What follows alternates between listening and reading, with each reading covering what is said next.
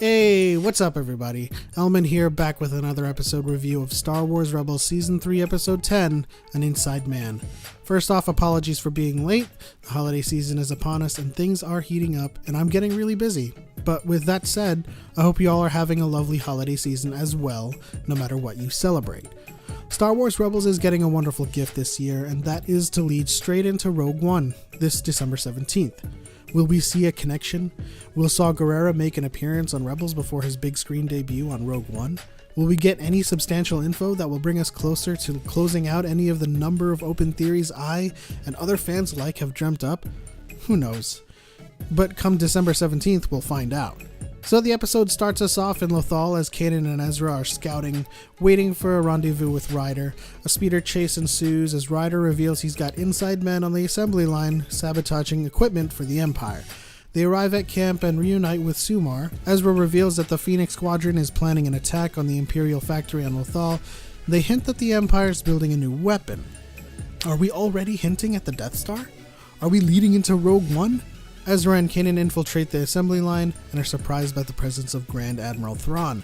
Thrawn is suspicious of the quality of the assembly line and thus makes an example of Sumar by making him test his own speeder. Sumar is subsequently killed in this test, and if I wasn't already impressed by the way they are portraying Thrawn, I am now. This is a Disney XD show, and they just exploded someone. Ezra and Kanan escape from the lineup thanks to Chopper.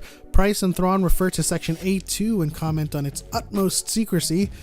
Hell, I'd reckon we're at that juncture, folks. Just like Agents of S.H.I.E.L.D. helps create the backbone and groundwork for some of the storylines in Marvel films, Rebels is now setting up the stage for the upcoming Rogue One film, The Death Star.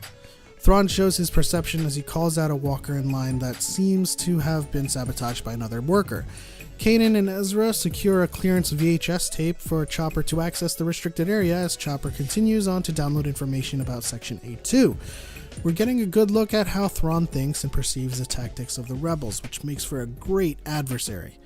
Kanan and Ezra are made by Agent Kallus, but surprisingly he reveals himself to be Fulcrum, which is quite odd, but a welcome twist.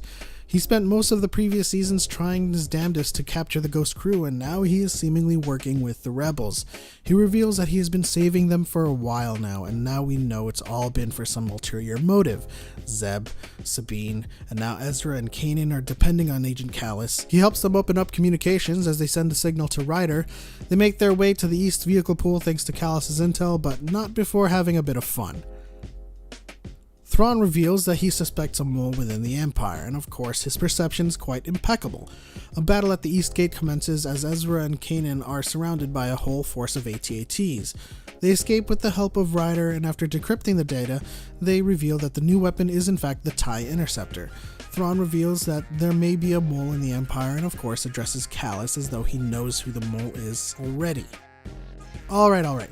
Maybe I was wrong about the Death Star, but clearly there's narrative tools at work here that can allude to all kinds of new weapons the Empire is building, including the Death Star. See, this is what I was talking about in my previous reviews. This is the kind of episode I like to see. Thrawn is meticulous and calculating in this episode, and it shows successfully. We get our first tie-in in the overall Star Wars canon with the introduction of the Tie Interceptor, and of course, all of the allusions being made about the Empire and their plans for their weapons. I'm sure that if Rebels continues with this kind of episode next week, which happens to feature Maul, and more allusions of Ezra's dark side tendencies, we will see mention of the Death Star, and the Rebels will gesture about possibly creating a team to handle that, which of course goes into the next week, which is the opening of Rogue One. Things are heating up, folks, and 2016 is still going full speed ahead.